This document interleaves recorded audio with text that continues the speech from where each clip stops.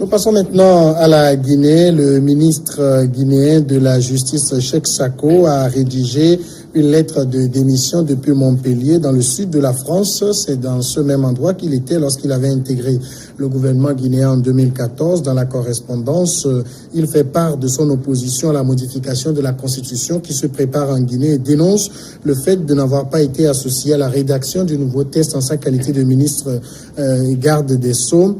La lettre datée du 20 mai dernier, mais c'est seulement ce lundi qu'elle a été publiée. Le responsable du ministère de la communication du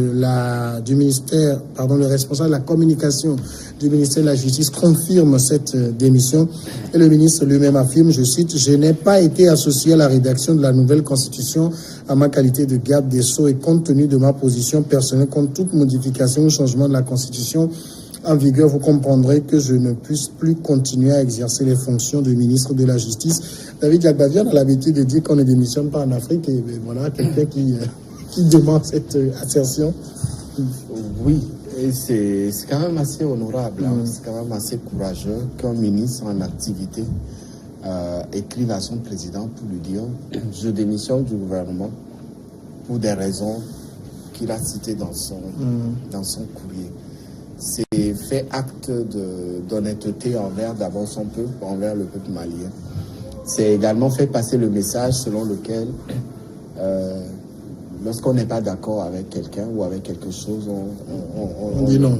On dit non et puis on passe à autre chose. Et c'est ce qu'il a fait. Moi, je pense que c'est un signal assez fort que ce ministre a fait passer au président Alpha Condé, qui, à l'heure où nous parlons, n'a pas encore dit ce qu'il veut faire de la constitution guinéenne concrètement, s'il va la modifier ou pas. C'est vrai que les signaux portent à identifier facilement son désir de faire modifier la constitution pour aller à un troisième mandat, ce qui risquerait de basculer le pays dans la violence parce que déjà les 10 années de gestion de Alpha Condé ne portent pas un bilan positif de la part des Guinéens qui l'attendent de pied ferme parce que à l'arrivée au pouvoir, il avait porté l'espoir de beaucoup de Guinéens. Après les périodes d'instabilité qui ont suivi le décès de Conté, l'ancien président qui était décédé, avec l'arrivée de Dadis Camara au pouvoir et toutes les périodes d'instabilité, Condé portait un peu les espoirs de tout le peuple guinéen, mais très vite, ce peuple ne s'est plus retrouvé dans les promesses de Condé parce que ce n'est plus l'opposant qu'ils avaient connu, qui était dans le maquis, en exil et qui combattait avec virulence le pouvoir de Condé dans le temps. Aujourd'hui, Alpha Condé ne représente plus cet espoir et donc tout ce qui toucherait à la modification de la constitution de ce pays portera véritablement ces genres de messages que ce ministre vient de lui adresser. Je félicite véritablement ce ministre, c'est quelqu'un de très courageux, ce qui est très rare en Afrique, comme tu l'as dit, c'est vrai. Mais voilà des cas d'exception qui devraient normalement relancer le débat dans les autres pays aussi. Georges Hérault, mais c'est pas ça qui va arrêter Alpha Condé si éventuellement il avait l'intention de modifier la Constitution. Évidemment, évidemment, parce que les démarches du ministre, moi je trouve que en fait, ce ministre n'a pas il n'est pas écouté par le président de la République et il veut, moi personnellement, il veut porter à croire que c'est la modification de la Constitution qui le pousse parce que au mois d'avril, je crois, le 4 avril, il y avait eu une discussion avec le président pour qu'on puisse le remplacer. Oui. Et c'est compte tenu des propos du président du groupe parlementaire du parti au pouvoir concernant le mariage, il y a quelque chose qui s'est passé à la justice qui a qualifié la justice de pourrie. Et depuis ce temps, ils ont tenté avec les magistrats à lever l'immunité parlementaire du député, ce qui n'a pas été fait. Et je pense que le ministre est en désaccord avec son président avec les autres membres du gouvernement. Et là, il faut quitter. Mais s'il faut quitter, il faut chercher des arguments.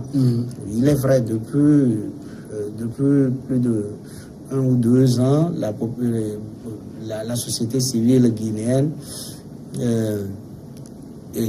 est au vent debout.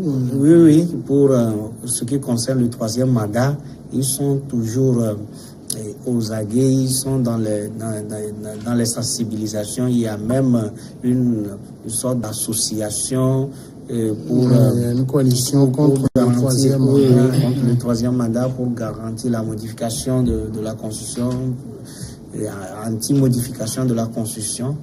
Mais si ce ministre ne s'est pas prononcé, c'est jusqu'à présent, c'est après avoir être dénigré par le député qui le revient pour parler de la modification. Moi, je ne trouve pas tellement un accès courageux que ça. Oui, mais de toute façon, si honnêtement, c'est la Constitution, c'est la modification de la Constitution. Parce qu'il dit, je n'ai pas été associé à la rédaction de la nouvelle Constitution. Ça veut dire qu'il y a une nouvelle Constitution qui est rédigée. Oui, il y a une Constitution. S'il a dit ça, ça veut dire qu'il y a une Constitution qui a été rédigée. Et pourquoi il n'a pas été associé? Et si c'est qu'il a été associé? Quelle aurait été sa position? Sa position. Oui. Donc, tout cela, je vois qu'il y a un désaccord. C'est-à-dire, il a été, entre guillemets, relégué au second plan, et c'est ce qui ne l'a pas permis, ne l'a pas plu, et il veut démissionner. C'est bon, si, comme il le dit M. Diangavé, si on refuse, on dit non.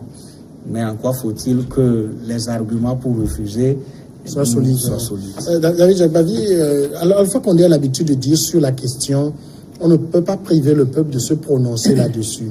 C'est vrai qu'on donne l'impression comme si les modifications de constitution sont tabous, mais les constitutions elles-mêmes prévoient les principes de leur modification. C'est pour être modifié. Oui, mais pas pour offrir un 3e mandat. Est-ce que ça, c'est pas une intention seulement qu'on lui prête pour le moment? Puisque lui-même, il met le flou sur la question. Mais qu'ils le disent. Les présidents ont été interpellés sur cette question. Ils l'ont dit. Oui, nous allons appeler le peuple à se prononcer sur la modification ou non de notre constitution. Le président mauritanien, pendant très longtemps, on l'a poussé à modifier la constitution. Il dit qu'il n'y va plus au 3e mandat. Il n'en veut plus. Président nigérien également. Oui, mais qu'ils le disent. C'est tellement simple à dire. Si tu n'as rien à cacher, dis-le. Non, même si la constitution guinéenne, comme ils le disent, porte les germes d'une instabilité, parce qu'elle a été rédigée pendant une période instable, qu'il fasse ces 2 mandats et qu'il laisse la place. Qu'ils le disent clairement. S'il veut, on ne va pas le tuer. On ne va pas lui prendre le fauteuil. Mais quand il ne le dit pas, ça porte à croire qu'il a des intentions, mais il ne veut pas le modifier. Moi, je pense que le peuple guinéen n'est pas un peuple dupe. Et Alpha Condé risquerait fort de rentrer dans l'histoire par la petite porte s'il s'entête à vouloir modifier cette constitution. La Guinée n'a pas besoin aujourd'hui d'un 3e mandat de Condé. Il a fait ce qu'il pouvait faire. La Guinée n'est pas un pays facile à gérer. Pendant très longtemps, depuis le temps de Sékou Touré, ce pays a toujours été un pays difficile à gérer. Tous les présidents, en tout cas ceux qui sont passés, il n'y en a pas assez. Il y a Sékou Touré, Conté, et le capitaine là, le général qui a dirigé la transition, et Condé aujourd'hui. Donc c'est un pays difficile à gérer parce que très vite ce pays a accepté de rompre ses relations avec la France. Et donc les Guinéens aujourd'hui ne pardonneront pas Condé si demain ils décident ou ils sont peut-être à vouloir faire modifier la constitution guinéenne, peut être modifiée à tout moment. Mais demander une modification pour lui redonner un 3e mandat, c'est là où le problème va se poser. Et donc aujourd'hui, Condé doit savoir que la Guinée n'a pas besoin de basculer dans la violence. Aujourd'hui, beaucoup espèrent que l'alternance va arriver à la fin de son mandat, parce qu'il ne faut pas aussi oublier qu'en face de lui, il a un adversaire politique qui attend son heure. puisque la dernière présidentielle, les bruits ont couru que c'est Cellou Diallo qui a remporté les élections. Mais on lui a dit, attends 5 ans, Condé va finir, il va partir et tu peux venir. Donc lui aussi et ses partisans attendent. Et donc, quand on repasse un peu l'histoire politique de ce pays, les manifestations, les tueries et tout ce qui a engendré toutes ces situations aujourd'hui, je pense que la Guinée, le Condé n'a pas besoin d'une modification pour lui donner un 3e mandat. S'il veut véritablement partir par la petite porte, c'est son choix. S'il veut partir par la grande porte, je pense que l'Afrique entière lui sera reconnaissante. Georges Héros, ce serait assez moche pour Alpha Condé de vouloir briguer un 3e mandat? Bon, je ne veux pas aller dans ce sens, mais ce que je pourrais dire, c'est que pourquoi un 3e mandat si peut-être il a des chantiers qui n'a pas véritablement terminé. Mais moi, je pense que... Est-ce qu'on peut achever tous ces chantiers en 10 ans? Normalement, c'est un argument de Mathusalem, ça a dit j'ai des chantiers, j'ai pas fini. Au fait, comme nous avons vu avec les États-Unis... Et ils font que 8 ans, 4 fois 2. 4 fois 2, et que quand il y a un président qui a véritablement œuvré à ce que relance le pays, que ce soit pour Roosevelt et tout, ils peuvent prolonger, mais ils savent que le pouvoir use énormément. Et là, c'est eux-mêmes, ils ne demandent pas, c'est la population.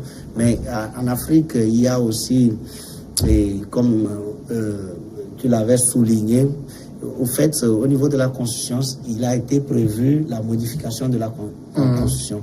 Mais encore faut-il que les acteurs, ou bien celui qui voudrait la modification, donne les arguments pour pouvoir modifier. Mais je rappelle que dans le cas guinéen, j'ai lu cette partie la dernière fois, c'est que un certain nombre d'articles, notamment la limitation de mandat, la laïcité de l'État et tout, la forme républicaine de l'État ne peuvent pas être modifiés. Okay. Donc aujourd'hui, c'est Alpha Condé, d'après tout ce qu'il a fait pendant 10 ans, moi je pense que, comme le dit M. Diambavé, il pouvait sortir par la grande porte en laissant le pouvoir. Parce que, mais si telle est la volonté du peuple guinéen qu'il fasse... Oui, c'est ce que je dis, que il y a la volonté du peuple togolais et du peuple guinéen, et il y a aussi le fait que aujourd'hui le président, il y a beaucoup de manifestations, il a été contesté pendant plusieurs années dans les rues, et aujourd'hui il vend de bon, donc il puisse laisser le pouvoir et d'accord. sortir. On va la poser, on revient après sur le tour.